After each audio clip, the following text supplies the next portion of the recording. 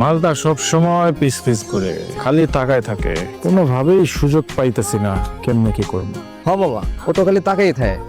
একটা বললার একটা কাম করা যায়, আমরা একটা গেম খেললা 10টা ওর উপরে চাপাই দিই, কি কস? এবার এমন এক গেম খেলবো আর পিছে পিছে ঘুরতে পারবো না, তাকায় থাকতে পারবো না। কি বিশাল বড় গেম নাকি বাবা? আরমান, আমি জানি এটা তুমি, প্লিজ আমাকে যেতে দাও। দেখো ভার্সিটিতে যা হইছে হইছে, কিন্তু এটা কিন্তু বেশি হয়ে যাচ্ছে। দেখো আমার বাসা যেন অনেক সমস্যা হবে। প্লিজ আরমান, আমাকে যেতে দাও। আরমান, আমাকে প্লিজ যেতে দাও।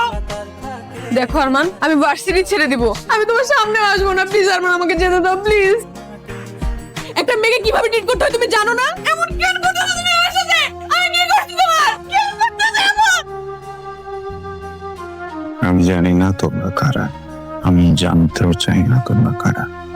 আজকের পর থেকে কখনো জানার চেষ্টাও করবো না তোমরা কারা। তোমরা এই মেয়েকে যে কারণে এখানে নিয়ে আসছো সেই কারণটা আমি আমাকে তো পেয়ে গেছো, মেয়েটাকে চেয়ে দাও। কনগ্রাচুলেশনস। এবার খুশি তো তুই, তাই না? কেন কেন আবার? ওই আরমানকে শুনলাম কারা জানি পিটাইছে, পিটাই হসপিটালে পাঠিয়ে দিছে। শিক্ষা হইছে, একদম ভালো হইছে। তোকে কি জ্বালানো তাই না জ্বালাইছে। দেখ, যাকে চিনিস না জানিস না তাকে নিয়ে উল্টাপাল্টা কিছু বলবি না প্লিজ। অনেক ভালো একটা মানুষ। ওয়েট ওয়েট ওয়েট ওয়েট, কি বলতেছিস সেগুলো? তুই তো মাথাটা থেকে গেছে। এই জয়ী, তুমি ঠিক আছো? শুনলাম তুমি নাকি একটা ঝামেলার মধ্যে পড়ছিলা। Are you safe? ঠিক আছে। শুনলাম যে আরমানকে নাকি কারা খুব বাজেভাবে মারছে, হসপিটালাইজ করা হয়েছে। মানে ওর কি ট্রিটমেন্ট সব ঠিকঠাক ভাবে চলতেছে? সব ঠিক আছে ওখানে?